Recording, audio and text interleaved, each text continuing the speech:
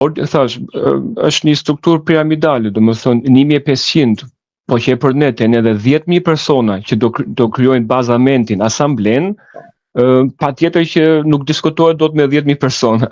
Ato do zgjedhin 150 deri në 300, varet se sa janë në bazament. Edhe ato 150 ose 30 do votojnë edhe një herë 25 deri në 30 persona të cilët do krijojnë bordin. Bordi nuk është qeverinë e hije. Bordi ka si detyrë që dëshirën e 10.000 personave apo të gjithë protestave ta kanalizojnë në vendimarrje dhe në vendimet e qarta.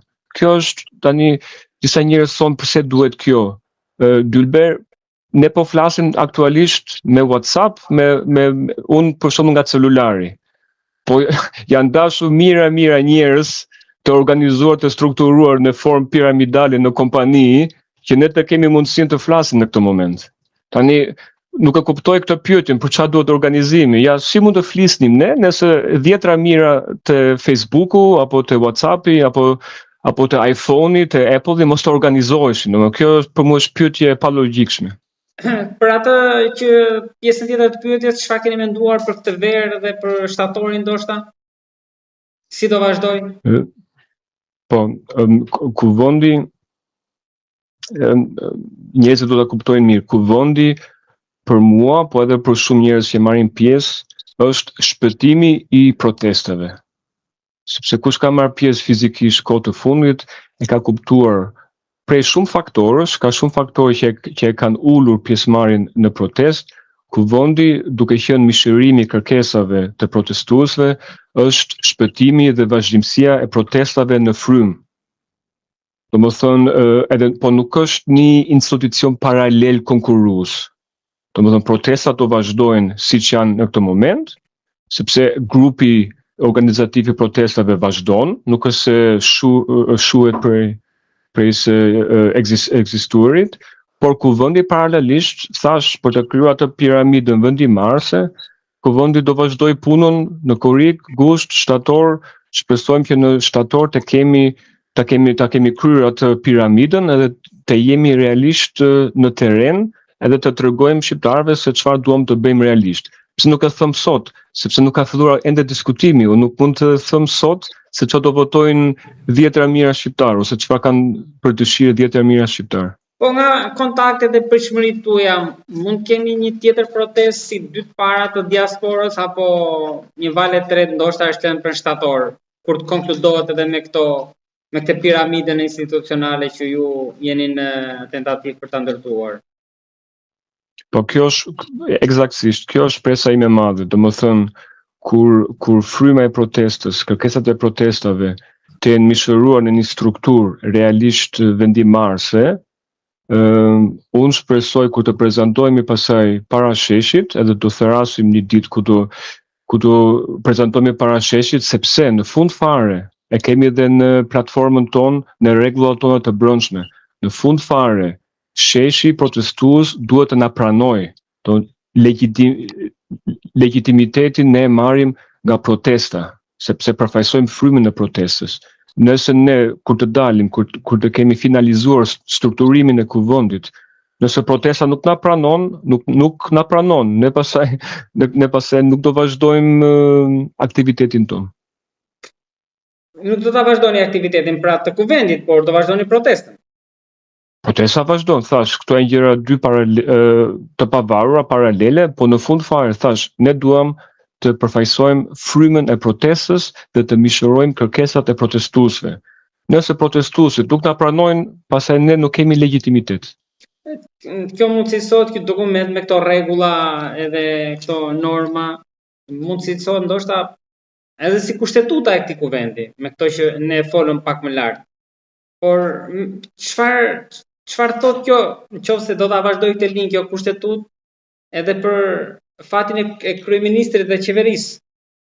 Pra, do vazhdoni me këtë bindje që jep dorëheqjen pa negociata, pa ulur, nuk pranojmë asnjë kusht, pra çdo gjë fillon tek dorëheqja, apo do uleni?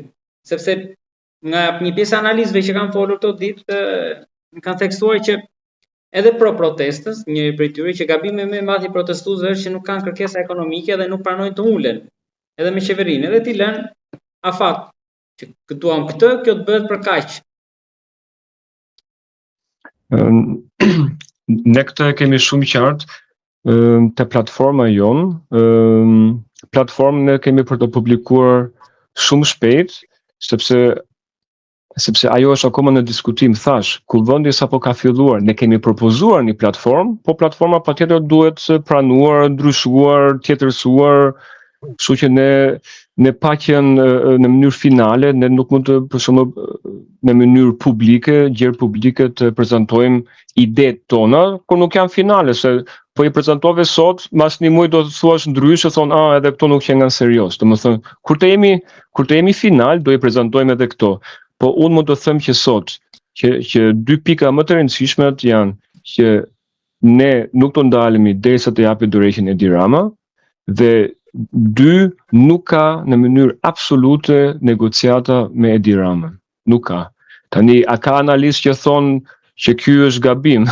Patjetër ka dhe analistë që thonë mos u mblidheni, mos u organizoni se do bjeri vetë, por analistët ato pun kanë. Kështu që ne kemi shumë qartë, kush vjen te Kuvendi du të pranoj që nuk ka negociata dhe nuk të ndalemi derisa të japi dorëheqjen. Edhe diçka të fundit kam së pari që aty është kritikuar mungesa e gjeneratës Z, pra të rive në këtë mbledhje të parë, dhe së dyti, Evaristo, me gjithë këtë që ju më thatë, mendoni që kanë durimin shqiptarët për të pritur struktura të hap pas hapi, do bëhet kjo, apo i duam një mësuar të kemi gjërat pak shpejt? Okej, të fillojmë të parën. Mos pjesëmarrja e gjeneratës Z ose mos përfaqësimi nuk është i vërtet, sepse gjenerata Z aty është, mase nuk është në përqindjen që shumë njerëz ose gjenerata Z mund ta dëshironte, të ishte gjysma apo 1/3 apo unë besoj rreth 15 deri 20% është. Edhe nëse shohim popullatën shqiptare, besoj përfaqësia është eksakte siç është popullata shqiptare, sepse jemi plakur shumë.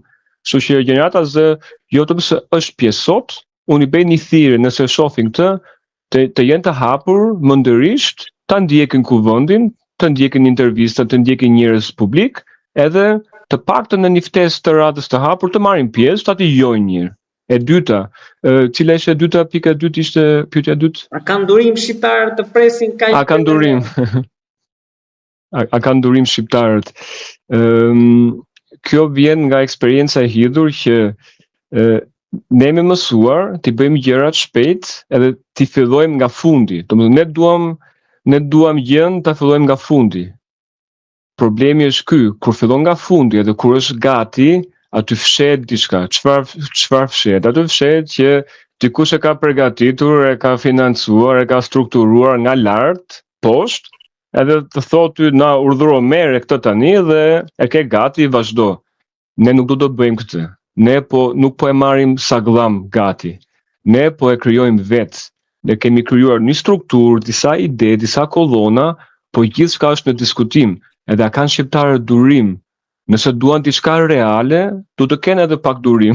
Nëse duan diçka falso, pastaj të marrin diçka falso, se janë vetë ofruar shumë grupime, organizata të tjera të cilët thonë, ja, e kemi platformën gati, merreni tani.